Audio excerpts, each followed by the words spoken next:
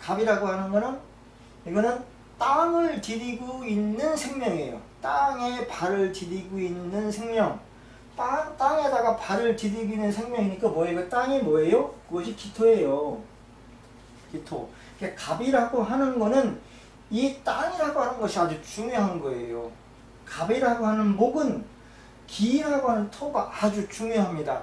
기라고 하는 토가 제대로 존재하지 못하면은 그 사주에서 갑이라고 하는 거는 영향을 발휘하지 못하는 갑이에요. 이 기토가 죽은 땅이면은 갑도 죽은 나무입니다.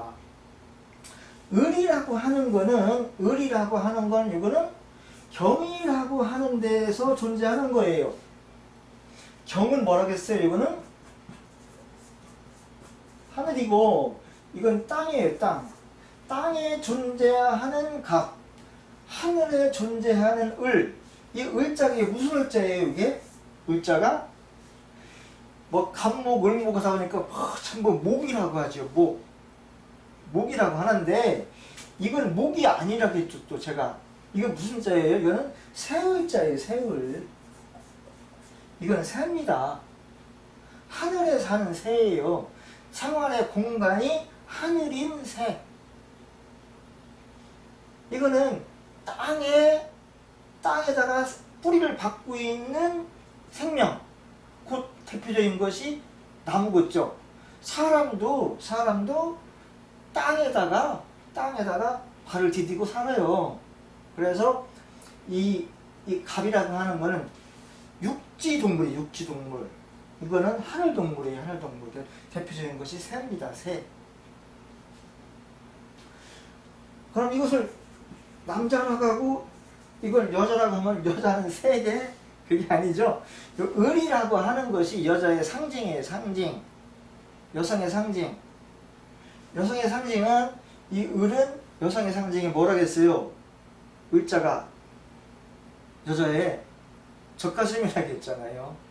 뭐 그런 얘기를 한 적이 있을 텐데 그 을자는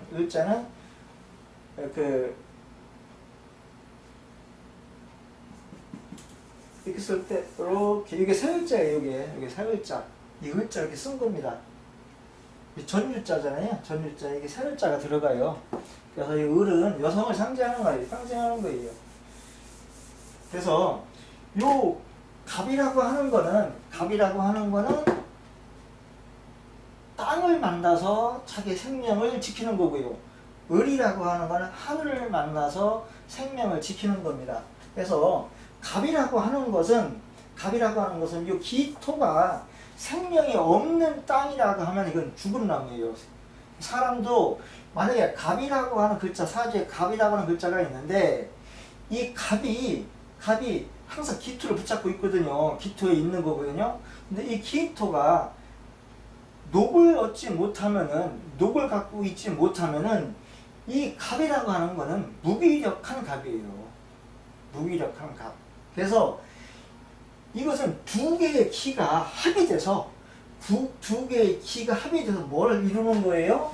이 상을 이루는 거예요. 상. 그래서 보면은 주요 개사전에 첫 구절에는 뭐 천존집이 이렇게 나와 있는데 그 밑에 보면 뭐라고 되어 있냐면은 제천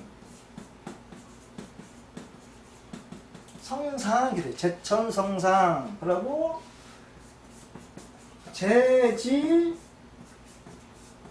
성형 이렇게 돼 있어요. 하늘은 상을 이루는 거고요. 하늘은 상을 이루는 거고 땅은 형을 이루는 거예요. 그래서 하늘은 상을 이루고 땅은 형을 이뤄서 여기서 변화가 있다. 변화. 여기서 변화가 생기는 거예요. 그래서 천간은 항상 5운 6기로 이렇게 무엇을 만나서 짝을 만나서 자기의 존재의 모습을 강력하게 갖기도 하고 약하게 갖기도 하는 거예요.